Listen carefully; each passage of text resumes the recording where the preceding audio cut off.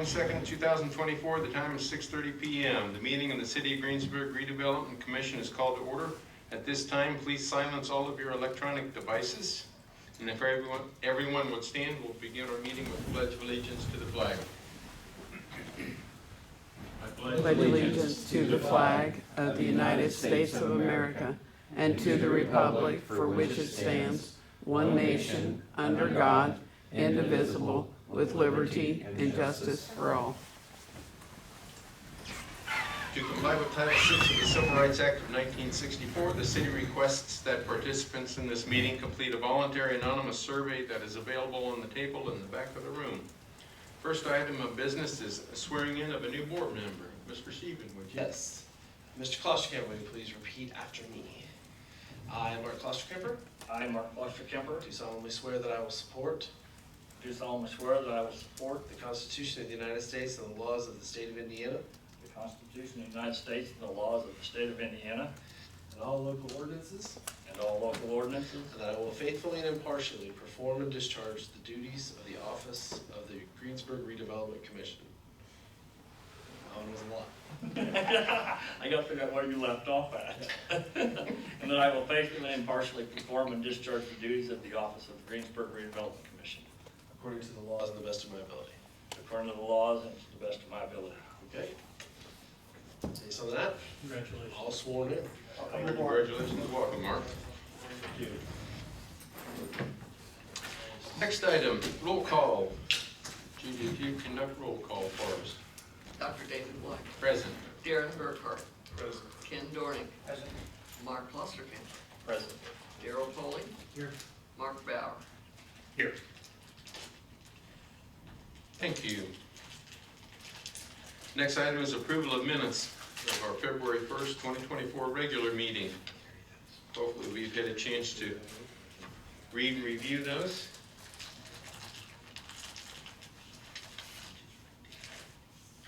Are there any corrections to the minutes?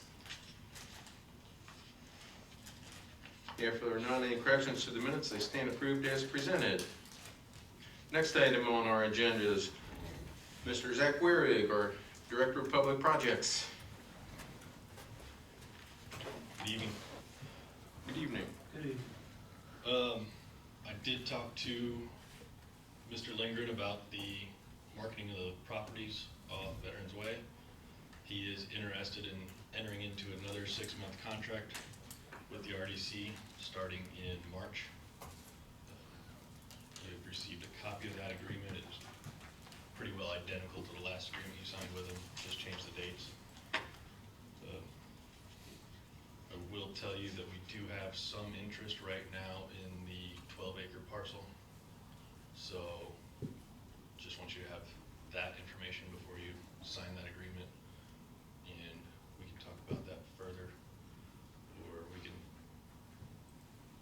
postpone this agreement to the next meeting if you guys want to look at it and think about it more before we sign the file. Zach, check your mic. I don't think it's working. Test 1, 2. It is. Doesn't sound like it's going through the mic. Yep, I can hear it back here. Yeah. Okay, then it is. You're just talking He's just soft. very soft spoken. I will try to talk louder. Here, I'll turn him up, Judy. How about that? Did he indicate that his health is to a state where he's going to be able to participate? Yes, he made it clear that his health was on the upward rise. He is still in some medical care, but when I talked to him on the phone, he sounded good. And it's hard to get a hold of, but once I got a hold of him, it was a good conversation. So if we have interest in that 12-acre, some interest in that 12-acre parcel, that in no way would affect his contract. He's not the one that brought that to us. I believe per the contract, we would still pay him for part of the sale of that property.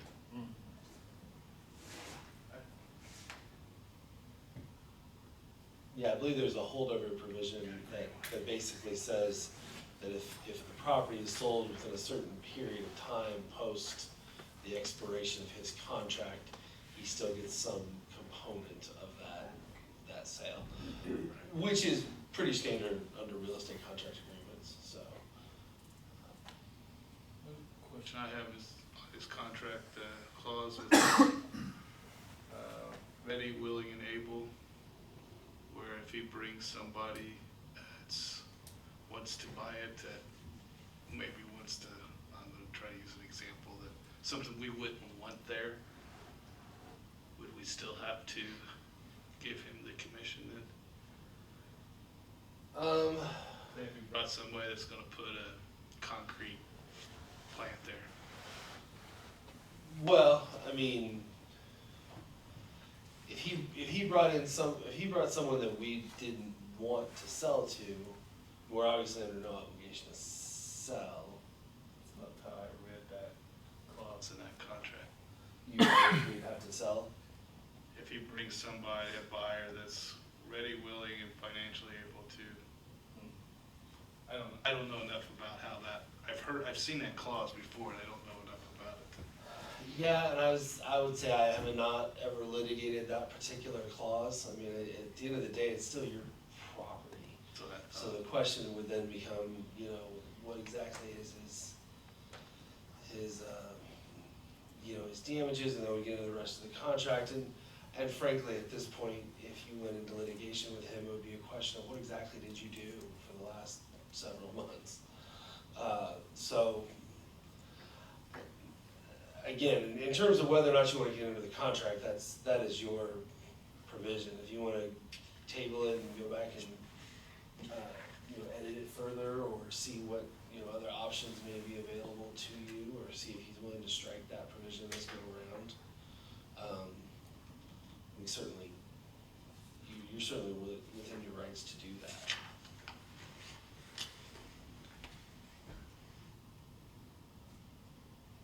So it sounds whether we enter into a contract with him again or not, we're still going to be, we still have to pay him for this 12 acres. Well, for a certain time period, yeah. I mean, if Yeah. you immediately were to sell it right now, you would. But now, if you didn't sell it for a year, then I don't think that. I read the holdover period, but I can't remember. I was gonna say, I think it's a 6-month holdover, but I don't recall. When did that contract expire? I mean, we're not currently under contract. December. Okay. Yeah, so it would have expired in December, so you would, what we would need to do is frankly just kind of look at the contract and see what the holdover provision says. Commission protection, it says within 90 days of the term, as it may be extended, if the property is sold, exchanged, or optioned, contract to be sold, he's entitled to commission. It's under number 7. 90 days, yeah, I see that. So that would be 3 months, which the contract ended in December, so we're talking next month.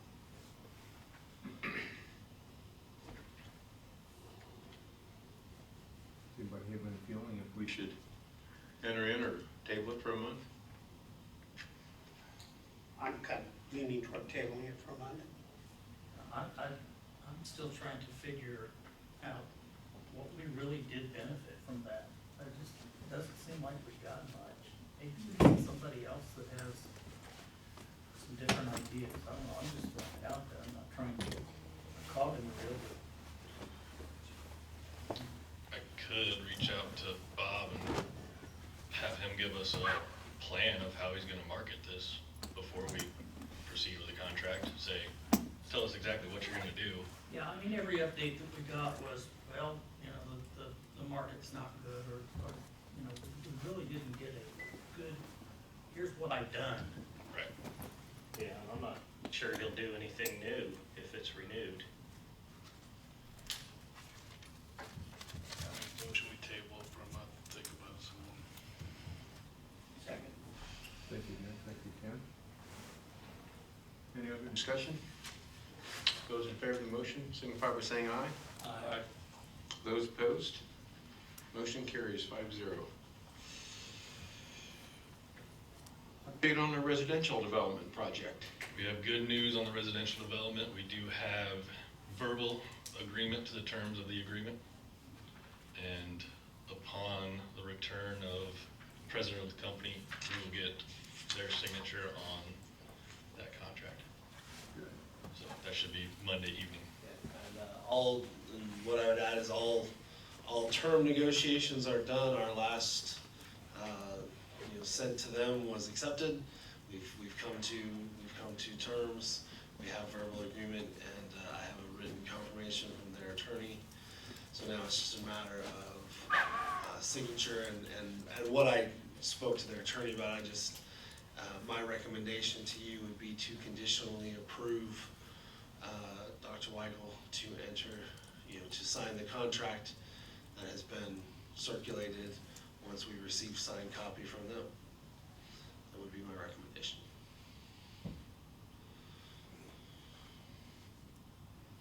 Do we need that in form of a motion? Yes. I would make a motion to that effect. Dr. Weigel sign. I'll second that. Thank you, Ken. Thank you, Mark. Any other discussion? It's got a place for the mayor to sign as well. Yes, it does. Yes, so, I mean, we can amend your motion to say the mayor, Dr. Weigel and or the mayor, to effectuate all necessary signature upon receipt of signature. Is that what you'd like your motion to say? What he said. That sounds like a great motion to second. Is that good with you, Mark? Okay. Any other questions, comments? Those in favor of the motion signify by saying aye. Aye. Those opposed? Motion carries 5-0. Thank you. Moving on to new business. Reedy Rogers with Reedy Financial is here to give us some state mandated reports and financial update. Hello, like I said, my name is Brady Rogers. I'm with Reedy Financial. We're going to go over the April reporting requirement first tonight. Go ahead and I should have gotten everyone a copy, I believe, so if we want to go ahead and flip through this here together real quick. First page is going to just be your table of contents, kind of helps you, go through everything. Next we have the overview. This kind of just goes over what the April reporting requirement is, as well as the future requirements that we'll have further on this year. So prior to April 1st, Clerk Treasurer's annual report to the Redevelopment Commission, that's what we're doing right now. And then no later than April 15th, review or the report of the previous year's activities to the fiscal or executive body. So we have to make sure that that gets done before April 15th. And then, as you guys are familiar, we have the June 15th reporting requirement, and then we have the neutralization as well. Those will all come later, and we'll work through all that together. Page 4 here, this just has the commissioners and officers that were appointed this year, or I'm sorry, last year, 2023. Below it also lists the different allocation areas, has their expiration, base assessment date, that type of information. It shows when the declaratory was adopted. And then we get into some of the financial information for 2023 on page 5. So here you can see the light green shows what the most recent update was, which was in December because it was the end of the year. So we can see that we started the year at the beginning of the year with 2.455 million. And then we ended at 2.731 million. So very healthy on that. Each line here kind of shows the revenues, capital outlays, debt payments per month here. And then on the next page, when we get to it kind of breaks it down even further to where you can see exactly what those numbers are. So we'll go ahead and go to page 6 now.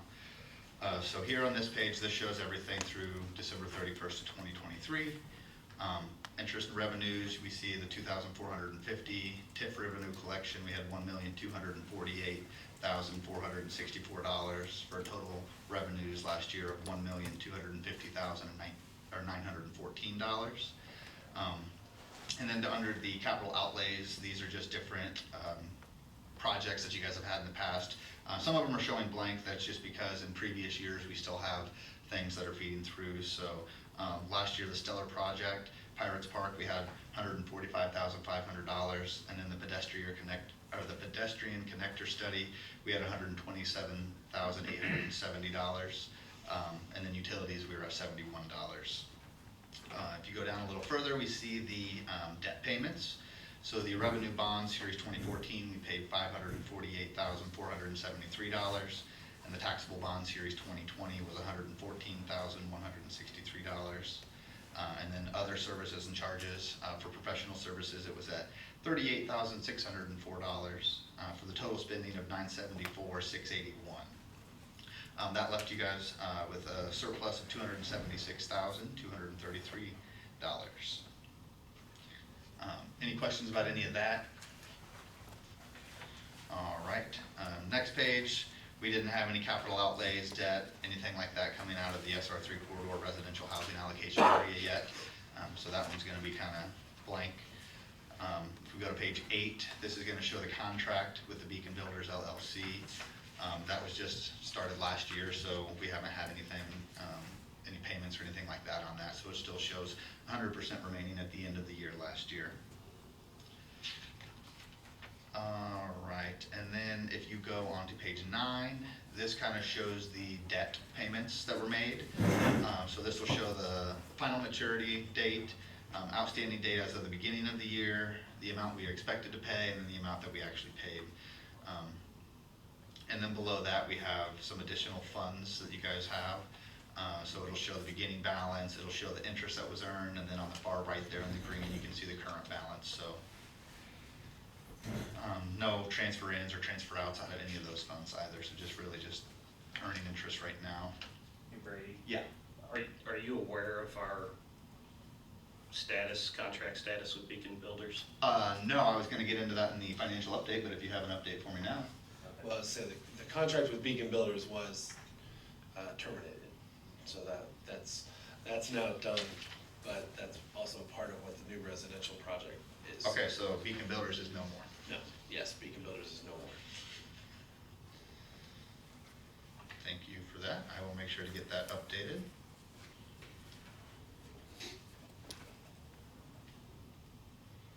I have a question. Yeah. On the taxable bond series 2020, Uh-huh. that mature date is what, 2036? Mhm. When does the allocation area actually end? Is that before that? For the, That's the second, the expansion that goes to 2036. yeah. Okay, I see. Okay. Yeah, I'll make sure to get the contract page updated for that. And then if you guys get any other details about the potential new contract, we can obviously get that added on here for you as well. And then the last 2, or I guess probably 3 pages, maybe 4. These are gonna just be the parcel lists. So we have page 10, 11, and 12 are all for the state road, or the SR3 corridor allocation area. And then the last page is the residential housing allocation area. There was not one for the other, Heritage Hill does not have a 2023 parcel list. You say why not? I believe it has to do with the, when it was adopted, it was adopted in 22, but I'll have to double check on that. I had Justin review it, and I think it has to do with when it was adopted in the Pay 23 list, but I can get you some clarification. When would we be potentially collecting revenues from that allocation area? From the Heritage Hill? Let me see here. So next year, or I guess this year, there will be some, yeah. It's not gonna be anything crazy yet, but we can kinda go over that here in a second. Any other questions about the April reporting requirement? No? All right, so now we can go ahead and go over the financial update. Same thing, you got a table of contents, and then the next page, I do know we need to make some changes as we had a new member sworn in tonight, so I'll get that updated.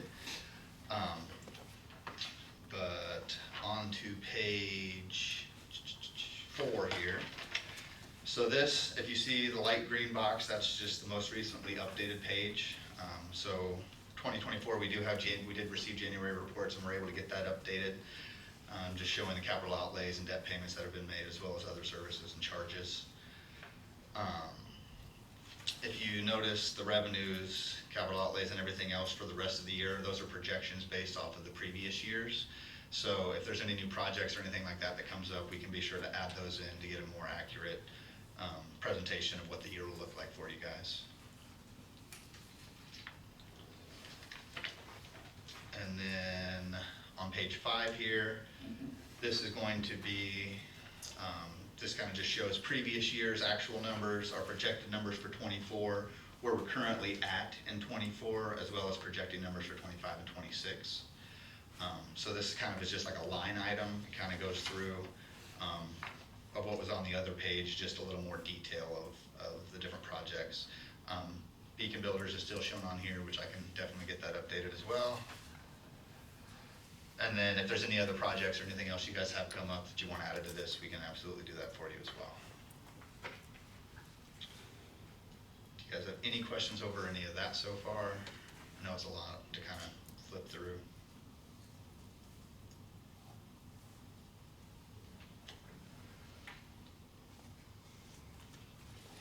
No?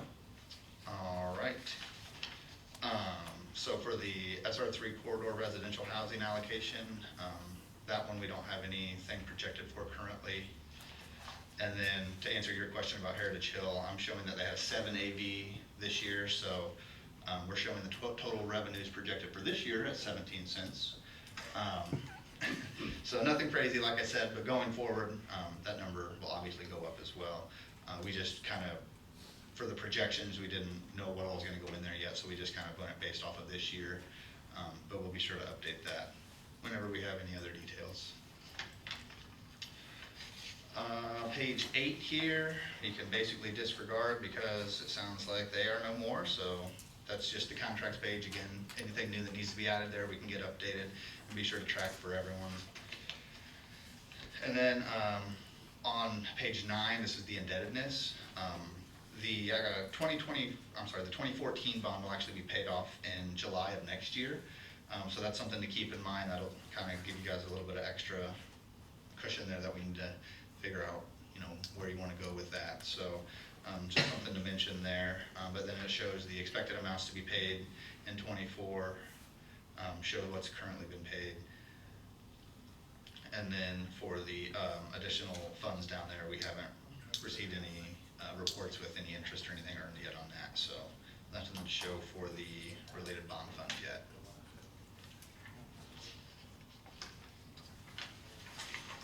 Hey Brady. Yep. The capital overlays for 2024, how are those projected? Capital overlays on '24. Yeah, I noticed they're about $160,000 more than what we had for 2023, and just curious. So if you look, are you looking on, which form are you looking on? On your financial report. On the financial report. Page 2. Yeah, 4. Okay, so the projected you're asking about? Yeah, you're averaging around $38,800 a month in capital. Oh, on this page. Yeah. Let's see, so 432.70. So basically what we do is, if you look on page 5, it'll have the projections off to the side there, under the projected 24. And so basically what we normally do is we just divide that out by the remaining months after we input that current month. That number is going to change quite a bit because if you look on page 5, we have the Beacon Builders on there. Yeah, so it's going to go down. It's going to go down quite a bit, yeah. That's what I wondered, yeah. Yeah. But it'll actually just be transferred, right? Or it probably won't be as much this year because we're not as Timing. long as what we thought we'd be. Yeah. Okay. Anyone have any other additional questions or anything?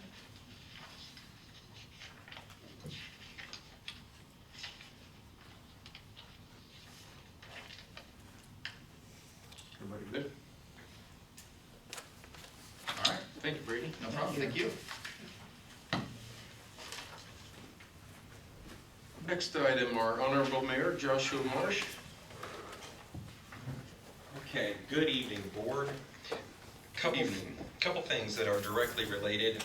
First, good news, at our last meeting, I requested permission from you to approach the commissioners at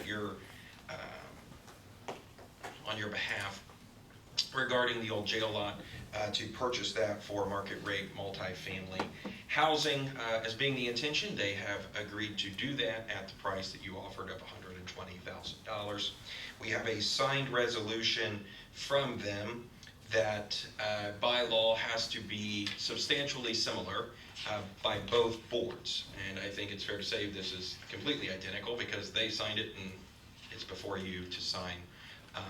That would, in theory, complete the purchase, and then we would begin the closing process. Is that correct, Chris? Yes, that's correct. So, yeah, statutorily for transfer of property between two different agents or municipal agents, all you have to have is a resolution in both bodies that is substantially identical in language and nature. That is what you have in front of you. So that will conclude the exchange portion, and then we will schedule a closing. I did speak with the county attorney, or the commissioner's attorney, this afternoon regarding that, and they are prepared to schedule a closing once we get the survey for the necessary easement, and then we'll be ready to move forward. So if you're willing to do that, and I would also like for you to authorize us to go ahead and send payment at this process instead of waiting on the survey work, so that for the deal, right, as we talked about, was the communications tower would stay. That will be a piece of the parcel that ends up in the development, but that the county would retain an easement for access and maintenance of their tower. So that way it's not a separate parcel. That provides a lot of benefits to everybody. So the easement will take us a minute to get the survey work done. I would like, and Jack Woods is up next to talk about the RFP process.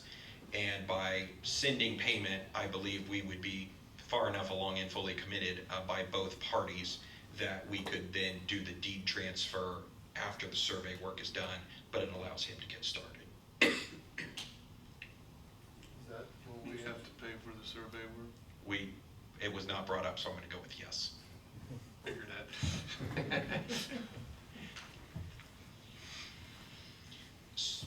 So my request is that you, I don't know that, is this their resolution number, or is that just the name of the document? 2024-05? That's our resolution. That's our resolution. Okay. So I would ask that you approve resolution 2024-05 if you so choose, with the direction to submit payment immediately. Anyone care to make that motion? Thank you, Kent. Second. Second by Daryl. Any questions, any discussion? Those in favor of the motion signify by saying aye. Aye. Those opposed? Motion carries 5-0. Perfect. Thank you all for your support of this style of project. Our next guest, I want to be sure to introduce him, is Jack Woods. He's with the Veridus group. You have seen some claims from them. They've been working with me a little bit in the background to help get you some additional information as it may relate to a project like this. He's going to explain what the RFP request for proposals is, what it means, the timeline, and how it would be applicable to this project. I want to be sure to stress, not only for the record, but just for the board, that this is not he is not a developer. He is not associated with a developer. It is a middleman to this. The Veridus Group has been working with the city for the last 18 months, almost 2 years, as our owner's representative on our fire station street department campus. We've had a very good working relationship with them. Jack works in sort of a different division of theirs, economic development. So he would be the RDC's representative. He doesn't work for a developer, he works for you. And by doing so allows us to sort of work through the negotiations, contracts, works with legal on all of those things. So I just want to be sure that that's explicitly clear, that he is not a developer, he is your agent should you choose to continue on with him. We don't really have a contract with them. He sort of just works with us by the hour. So Jack, do you want to take over? Thank you, Mayor. Again, my name is Jack Woods. I'm the Director of Community and Economic Development at the Veridus Group. Before we jump in, does everybody have a copy of the latest draft of the RFP for the parcel that we've been talking about? Not in front of me. Okay, would that be helpful? Probably. Okay, I brought probably too many copies. But I can share these. And then in talking with the mayor yesterday, he thought it'd be helpful if I put together a little bit of a timeline, so I created kind of a cheat sheet for the property disposition process. I wanted to take one of those, one of these, and pass them down.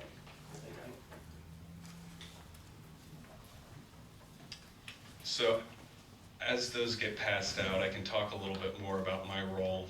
As the mayor alluded, the Veridus Group has worked with the city for quite a while, mostly on the owner's rep side, working on the fire station project. But as this project came to fruition, the mayor reached out to Tim Jensen, our owner, and my team on the community and economic development side to serve in an advisory role to the mayor and the RDC on the redevelopment of the old jail or railroad property project. So now that we've gotten closer to actually having ownership of the property, we're getting to the point where we want to engage the development community.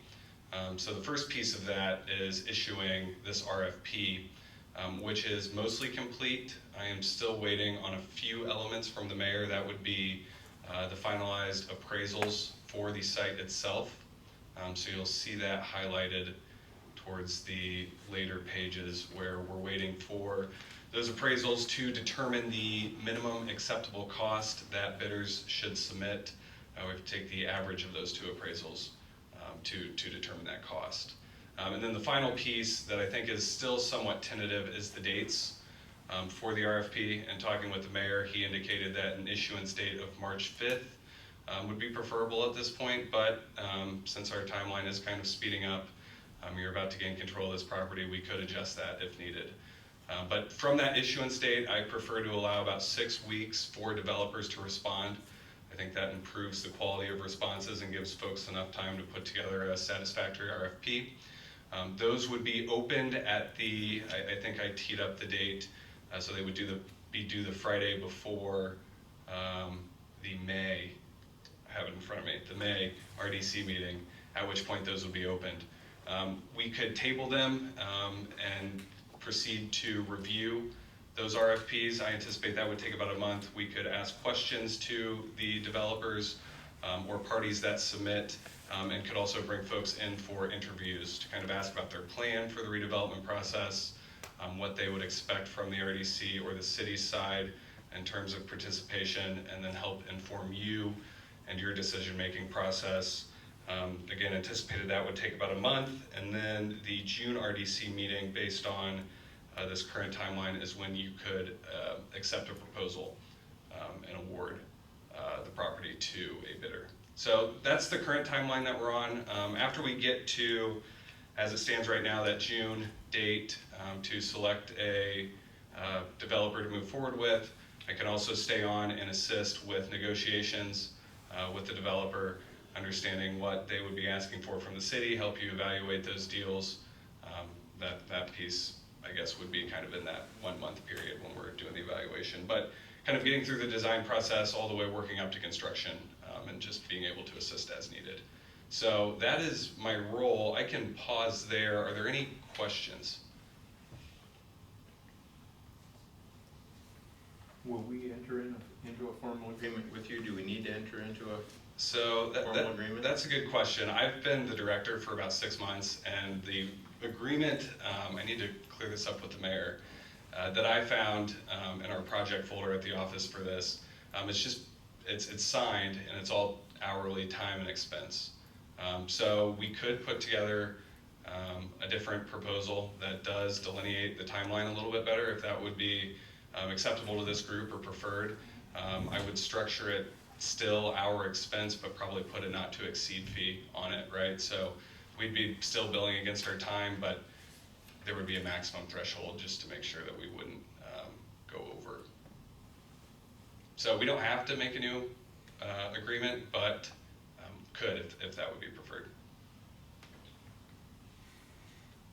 I think it's so much a new agreement, but defining what we have. Sure. Okay. I like what you're saying, Mhm. you know, more of a timeline, a definite timeline, and a proposed timeline, Yep. and a ceiling. Yeah. Yes, I can put that together.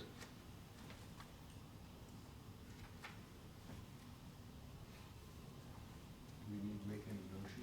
So on that point, I guess the one, sorry. Sorry, he asked if there we needed a motion to that effect. Oh. I think, I don't think you need a motion at this point. I think just the kind of the general instructions of this is what we want to do. Mhm. And then when he pulls that together, then you would be moving to approve that. Yeah. Sounds good. So my question would be, from a timing standpoint, kind of as I laid it out and as it is written in the proposal that we're going to send out at the moment, do those dates feel okay to the RDC?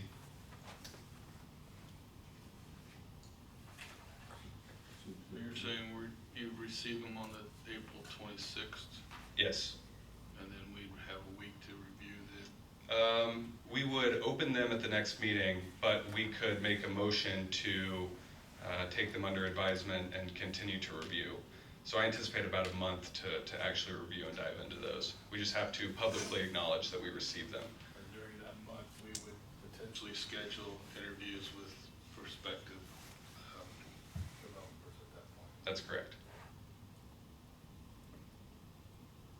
Do you anticipate, I mean, what do we think we'd be looking at, how many potentially? That's a good question. So that's another thing that we're going to assist with. In addition to posting this publicly, we have to notice it twice, publish it twice, a notice for the RFP. I'll also send this out to a list of about 40 developers that the Veridus Group has worked with, we know has a good track record, and that do this type of development project.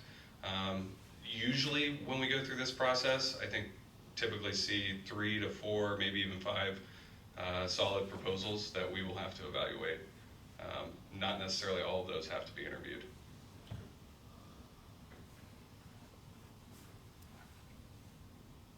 I know you've got an evaluation kind of laid out a little bit on how we would go, I guess we'd be a committee formed and we'd score them based upon that. That is correct, and if there are other items that you think we should include in the evaluation, we can do that as well. But as I've laid it out, I think that's kind of the standard way that we've typically reviewed those.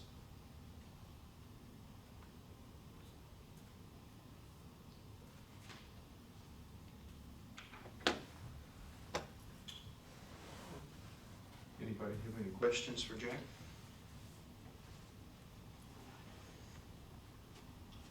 Sounds like the timeline is pretty agreeable. Okay. What you proposed, and I think we want to move forward. Sure, great.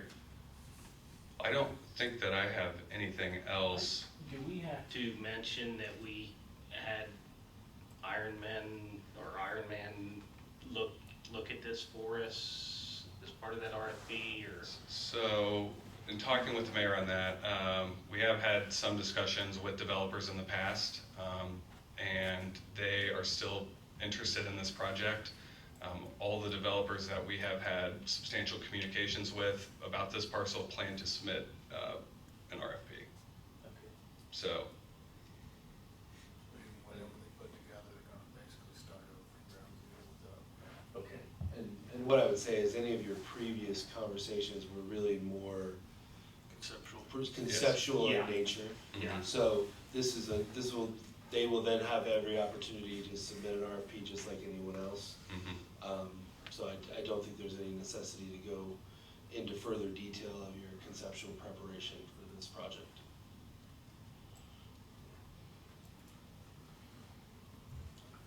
Looking forward to it. yeah, it's an exciting project, so I'm looking forward to working with you all. Any other questions? Thank you. Thank you. Thank you, Jack. Thanks. Next item on the agenda is approval of our claims. We have a list of, Don't mind, I would point out one thing on the claims. okay, For March, we put a $7 allotment in for the fees associated with the water and wastewater. It will not go over $7, but just to give us some cushion room on that. That's why it's a nice even number. we have five line items: Reedy Financial Services, an invoice $2,986.95. Veridus Group invoice $185. Stephen Legal Group, an invoice $1,175. Judith Curd, secretarial services, $60, and as Zach alluded to, a $7 allotment. So those five all add up to $4,413.95. Is there a motion to approve these claims? So moved. Thank you, Darrell. Is there a second? Second. Thank you, Mark. Motion made and seconded to pay our claims. Any discussion? Those in favor signify by saying aye. Aye. Those opposed? Motion carries 5-0. Will we need to have our meeting in 2 weeks on March 7th, or? It's up to you all. I believe I got everything cleared up that should come up in March. It's only 2 weeks from now. Should we dispense with that meeting?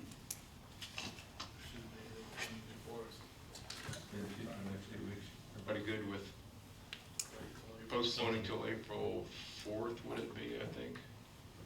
That's why I included. Stormwater will be one, make sure we got those date time. We won't have a meeting then on March 4th. Our next meeting will be our regularly scheduled meeting. I think it's April 4th at 7 o'clock p.m. right here. Yeah, that's right. Okay, thank you. Any questions from board members? If not, we will adjourn. Thank you all. We need a few signatures before you run off.